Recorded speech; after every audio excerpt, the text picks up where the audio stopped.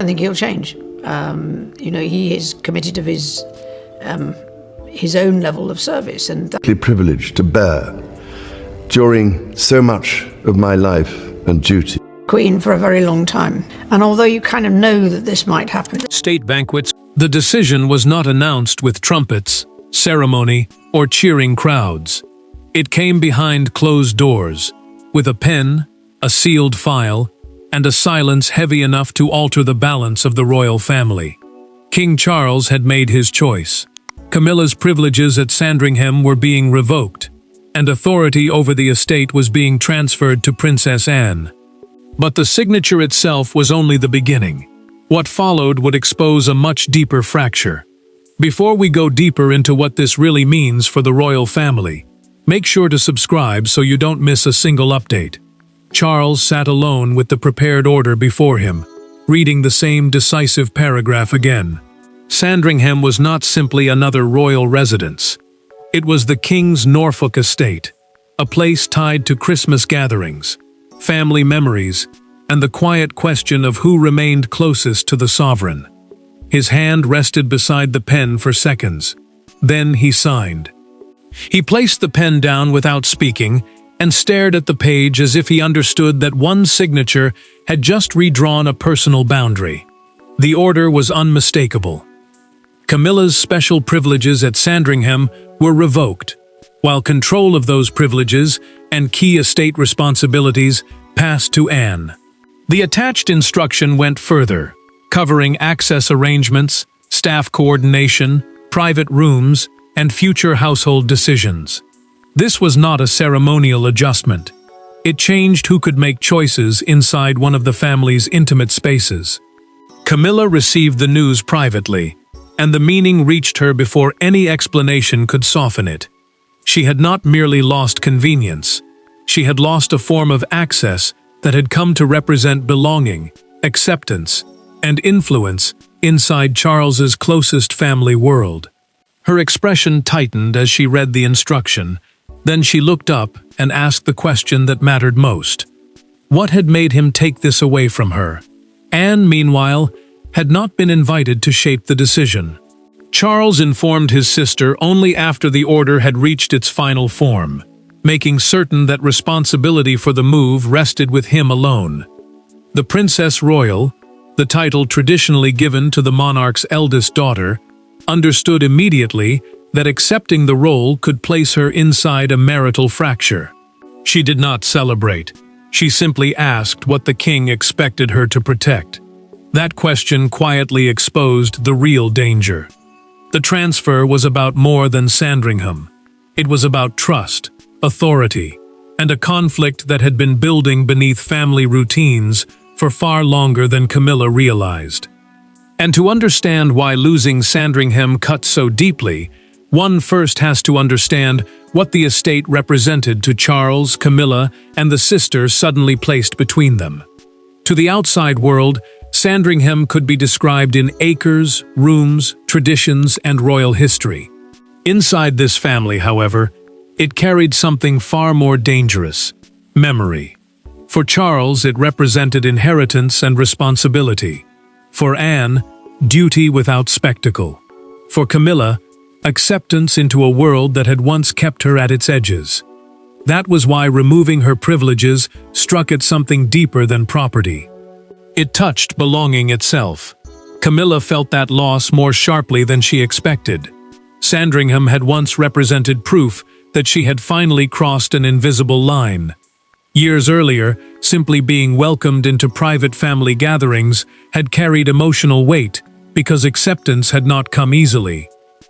Christmas lunches, quiet evenings, familiar rooms, and ordinary conversations had slowly become signs that she was no longer standing outside the family looking in. Now those memories felt different. The queen consort could still enter the estate, but she could no longer pretend that nothing had changed. Charles understood exactly why the decision hurt, yet that was also why he refused to treat it casually. For him, Sandringham was tied to continuity, inheritance, and private family authority in a way few other royal properties were. Decisions there were not just about schedules or comfort. They reflected trust. The king believed that once personal influence began to blur with control, the estate itself risked becoming a stage for competing power, rather than a place protected for the family. Anne saw the danger from another angle. She had never needed Sandringham to prove her importance, and Charles knew it. That distance from status made his sister useful now. In a quiet conversation after receiving the transfer, she told him she would accept the responsibility if he required it. But she would not treat Camilla's loss as her victory. She would manage what had been given to her, nothing more. Charles answered without hesitation. That restraint, he told her, was exactly why he had chosen her. He needed someone who would protect the estate without turning access into a personal court, without collecting influence simply because it was available. Anne understood the warning inside those words, and she also understood who would hear it most painfully. Camilla soon learned that the tension had not begun with the signature. A private scheduling record, circulated during earlier family planning, showed repeated disagreements over guest arrangements, staffing, private access, and how much influence she should exercise inside Sandringham. None of those disputes had seemed fatal alone. Together, they told another story. One meeting stood apart from all the others. Charles had never forgotten it. What began as a discussion about Christmas arrangements had ended with a challenge he could no longer dismiss. That meeting would become the hidden point of no return, because what was said inside that room transformed a simmering disagreement into a question of royal authority. Every family rupture has a moment that seems small when it happens, and enormous only afterward. At Sandringham, that moment came during a private planning meeting ahead of the family's Christmas gathering. The disagreement began with rooms, invitations, and protocol. It ended with Charles feeling that his authority inside his own inherited estate had been openly challenged. Months later, those present would look back on that conversation and realize they had witnessed the exact moment the future order became inevitable. Charles entered the meeting, expecting routine decisions, not resistance. Camilla sat with him and several senior household figures as they reviewed accommodation, guest access, and the use of private rooms for the coming family gathering. Protocol in this setting simply meant the agreed rules governing royal precedence, access, and formal arrangements. The discussion remained controlled until Anne's name appeared beside a larger share of responsibility for family logistics. Camilla immediately questioned why that authority had been placed with his sister rather than with her. Camilla pressed the point because, to her, the issue touched something deeper than scheduling. She argued that her position as queen should carry a stronger voice over who stayed near the principal royal rooms and how the household operated around them. Charles answered quietly at first. He asked her to separate ceremonial rank from ownership and private family decisions. She listened, but she did not withdraw the objection. The room tightened when Camilla finally said what had been sitting beneath the argument. If she could be excluded from decisions this close to the monarch, she said, then her position risked looking ornamental. Charles stopped moving. He closed the folder in front of him and told her Sandringham could not become a test of personal status. The words were controlled, but the meaning was unmistakable. He believed a boundary had been crossed. Charles waited until everyone had left before acting. He then instructed his household to prepare a complete review of how informal privileges at the estate had developed over time, including room access, guest approvals, staffing influence, and arrangements that had been treated as permanent even though they had never been formally guaranteed. That review would later become the foundation for the order Camilla had already seen signed. Anne learned afterward, through the documented internal review, that her name appeared repeatedly. Staff described her as the family member least likely to confuse private access with ceremonial precedence or personal entitlement. She found no satisfaction in that judgment. Instead, She understood that the dispute had already moved beyond one difficult meeting. Camilla knew none of this yet. She did not learn that the review had hardened into a formal recommendation until Charles summoned her privately. No household figures would sit between them this time. No advisors would soften the words. The disagreement had begun around a table, but its consequences would finally be delivered face to face, where neither crown nor title could soften what Charles was about to say. There were no secretaries to interrupt them, no courtiers to soften the language, and no ceremonial smiles available as protection.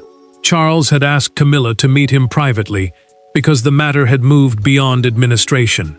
The decision was already made. What remained was the human collision between a husband who believed he was defending royal boundaries and a wife who believed those same boundaries were suddenly being used against her. Neither entered the room prepared to surrender. Charles spoke first, keeping his voice controlled even as the tension hardened between them. The Sandringham review, he explained, had concluded that certain privileges were now too closely associated with Camilla personally rather than with clearly defined authority from the monarch.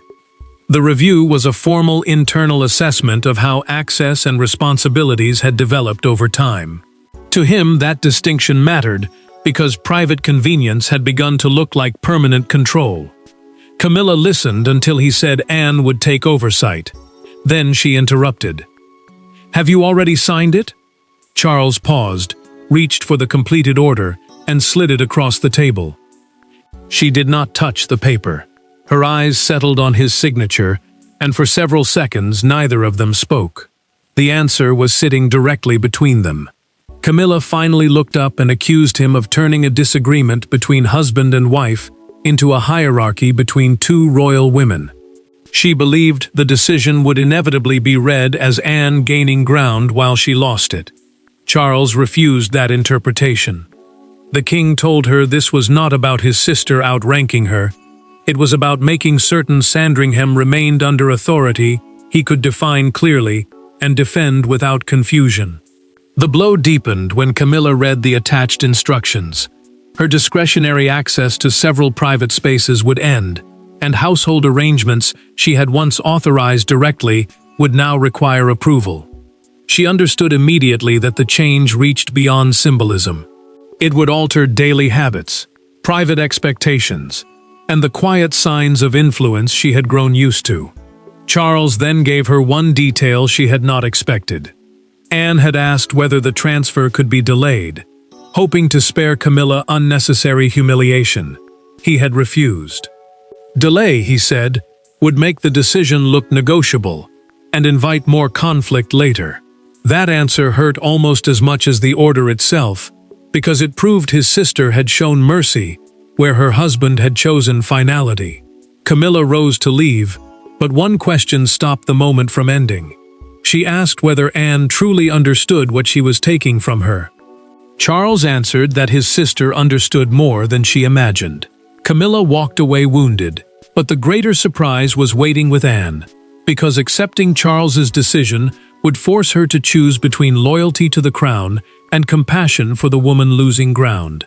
Princess Anne did not ask for Sandringham. That was precisely why Charles believed she could be trusted with it. While others saw rooms, access, influence, and royal symbolism, she saw responsibility, and perhaps an unwanted family burden. Yet when the transfer reached her hands, Anne understood immediately that the king was asking for more than estate management. He was asking his sister to become the human firewall between personal resentment and royal continuity. Anne read the transfer alone and removed her glasses slowly. The responsibilities were clear: private access, household usage, selected family arrangements, and consultation with Charles on major estate decisions would now pass through her. None of it felt like a prize. Her name had been placed directly inside a conflict between her brother and his wife, and she knew every decision she made from that point forward could be interpreted as either loyalty or aggression. Charles trusted her for exactly that reason. Anne had spent years, building a reputation for discipline, privacy, and little interest in decorative power. She did not need another title to feel important. She did not need Sandringham to prove her place. To the king, that made her safer than someone who might confuse access with status, or responsibility with ownership. Anne confronted him privately, before giving her answer. She warned that Camilla would take the transfer personally, no matter how carefully the palace explained it. The queen consort would not see an administrative adjustment.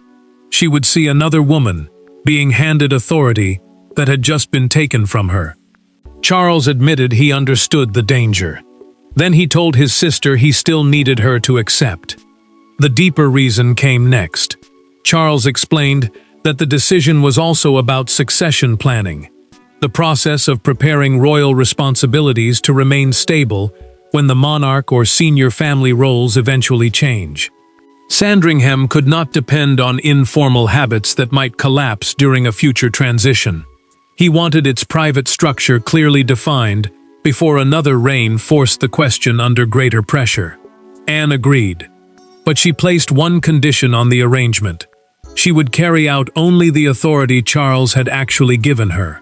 She would not use Sandringham to weaken Camilla elsewhere, interfere with her ceremonial role, or turn private stewardship into a wider contest. The king accepted immediately. That boundary mattered to both of them.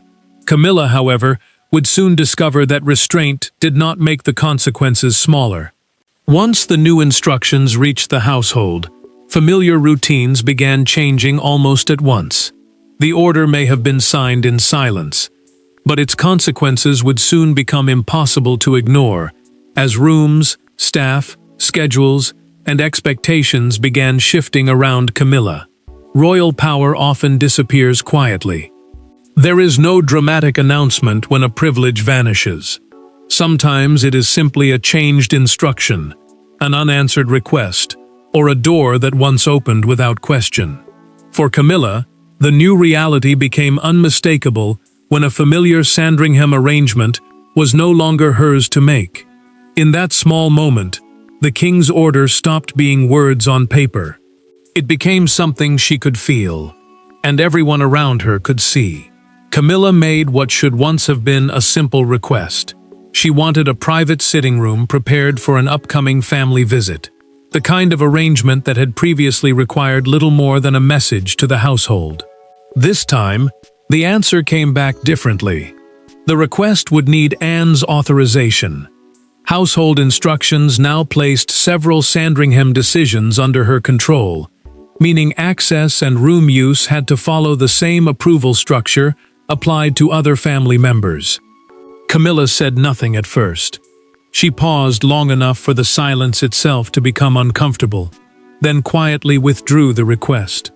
No one had removed her belongings. No one had staged a humiliating eviction. That was what made the moment sting.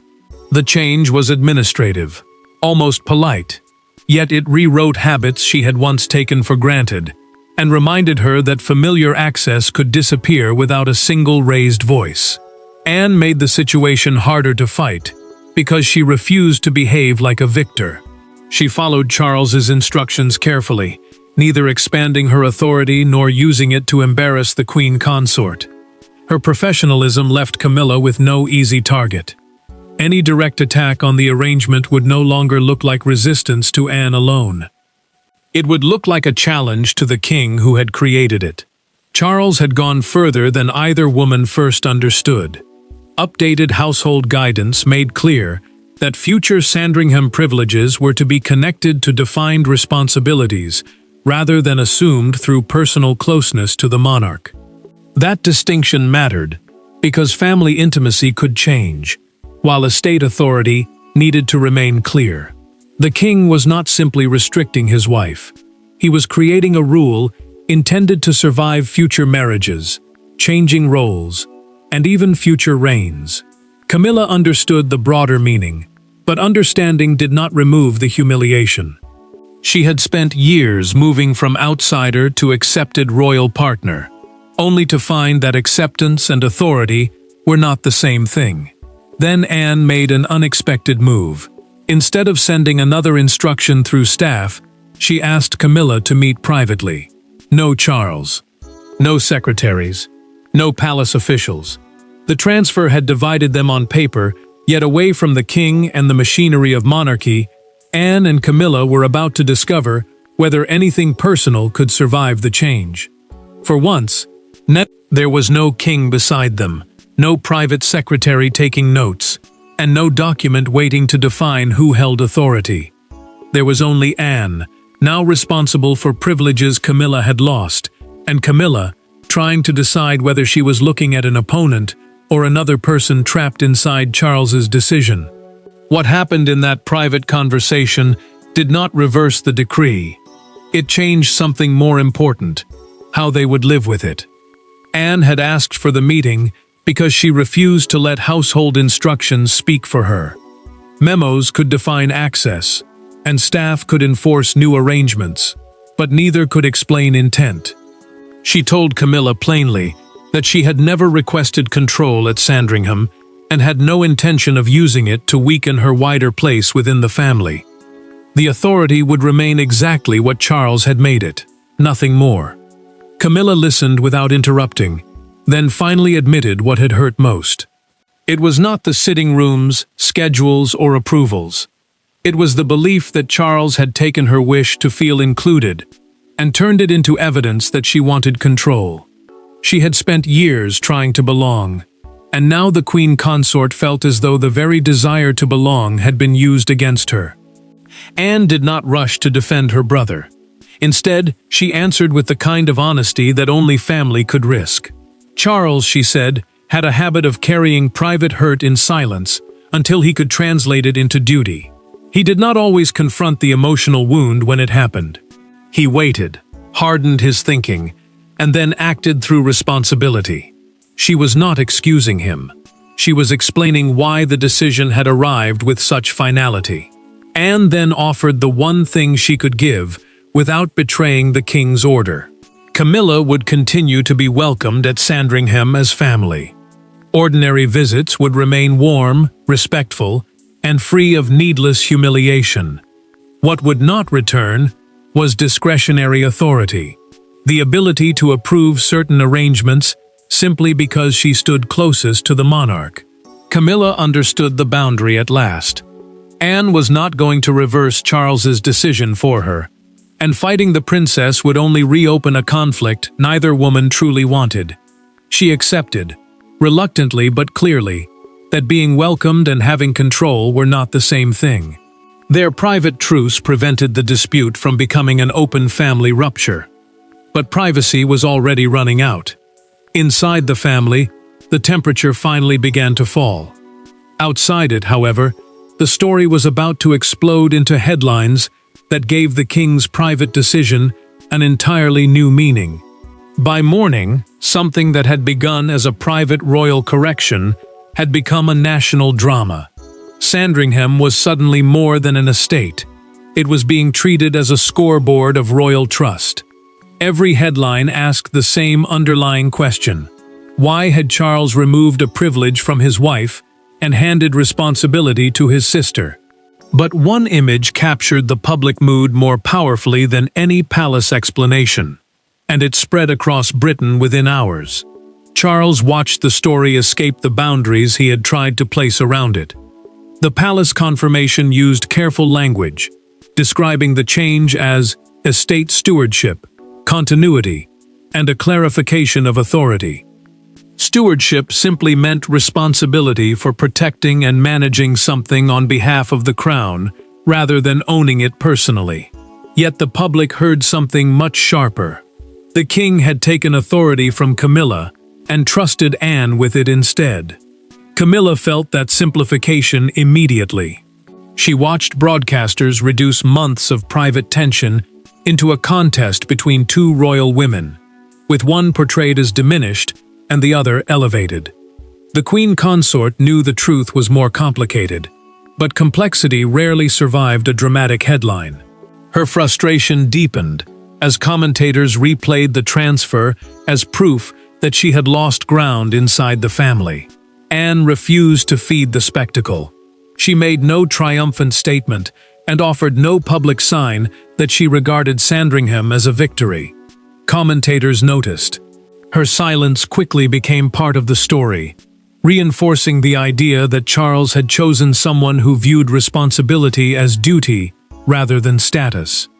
The princess had gained authority, yet she behaved as though she had inherited a burden. Then one fictional morning newspaper captured the national mood in a single brutal image. Beneath a photograph of Sandringham's gates ran the enormous headline, "Anne holds the keys." By midday, a small crowd had gathered outside the estate. Some applauded the king's decision as a return to discipline. Others called it unnecessarily humiliating to Camilla. Suddenly, a private family boundary had become public theater. Charles disliked what he saw. The decision had been intended to end confusion, not create a national referendum on his marriage. He understood that every new headline exposed the tension he had hoped to contain. Yet reversing the order now would make the original decision look weak and temporary. So the king did something quieter. As the noise reached its peak, he returned privately to Sandringham. This time there was no fresh decree waiting for his signature. There was only the question of what the episode had done to the people closest to him. The nation had already delivered its headlines, but only Charles could deliver the final verdict. And at Sandringham, the king was ready to close the chapter he himself had opened. In the end, Sandringham was never truly about keys, rooms, or who could authorize a family arrangement. It was about the line between love and monarchy, a line Charles had spent his entire life trying to understand. By removing Camilla's privileges and entrusting Anne with greater responsibility, he had wounded one relationship while strengthening another principle. Yet the final measure of the decision would not be who had won. It would be whether the family could survive the boundary he had drawn. Charles returned to Sandringham after the public noise had begun to fade, carrying no new order and offering no hint that the transfer might be reversed. The king had already decided that the change would remain permanent.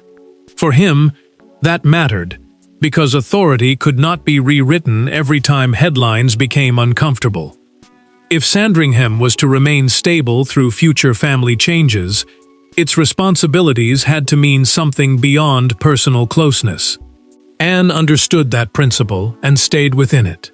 She assumed the responsibilities Charles had given her without expanding them into a wider claim of power. The Princess Royal treated stewardship, the responsibility to protect and manage something without treating it as personal property, as exactly that. She did not turn Camilla's loss into a public victory, and she never used the estate to weaken her place elsewhere. Charles still knew one conversation remained unfinished. He met Camilla privately and acknowledged what he had avoided saying before. The way he imposed the decision had caused her genuine pain. He did not apologize for protecting his authority, but he admitted that firmness had come at an emotional cost. She listened carefully, then told him she finally understood the distinction he had been trying to draw. Camilla accepted that standing beside the monarch did not require control over every space connected to him. She would not regain the privileges, but neither would she allow their removal to define her marriage or her wider royal role. The queen consort had lost influence at Sandringham, yet she refused to lose her dignity with it. Anne later proved that the private promise she had made was real. When Camilla returned to Sandringham as family, she was received without humiliation, coldness, or unnecessary restriction. She was welcome. She simply no longer controlled what happened there. That difference became the emotional heart of everything Charles had tried to establish. Sandringham remained where it had always stood, but the relationships around it had changed forever. Anne carried the responsibility, Camilla accepted the boundary, and Charles stood by the signature that had forced his family to choose between possession and duty. No one had truly won, yet none of them had allowed the conflict to destroy the family either. In the end, they chose duty, and, painfully but decisively, they chose peace. Thanks for watching. Please don't forget to like and subscribe, and we will see you in next one.